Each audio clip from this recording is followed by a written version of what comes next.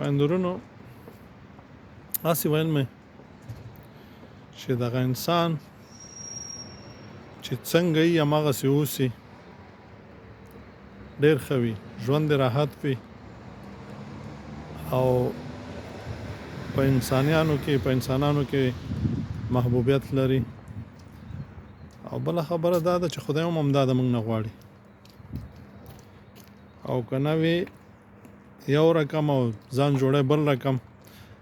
دا څومره ګناهونه دي، دا درواغ، منافقت، تهمات، بهتان، غیبات، خپله درنه او د بل سپکه، دا ټول سړی یو رقم وي وښی ځان بل رقم. او که نه څنګه چې وي او ځان هماغسې وښیي، بیا یې د اصلاح کېدو تمه شته دی چې انسان خدای پاک اصلاح کا، هدایت ورته وکړه. خدای دومره هوښیار وي چې په زړه کې یوه او په خوله بله. مخکې خو به موږ دوه ژبه ویله، اوس تاسو خبرو کې 4 ژبې پیدا شوي دي.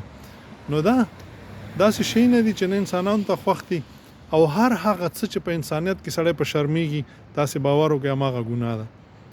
او هر هغه شی چې انسانان خوښوي، یو خو دا نورې کیسې دي، هغه نه د انسانیت نه وتلي دي، نو هغه خدای ته هم خوښې دي. هماغه د خدای امر دی چې دا کوئ، رښتیني اوسئ، صادق اوسئ او ګډوډ مه اوسئ. ښاد و آباد اوسئ. السلام علیکم ورحمة الله.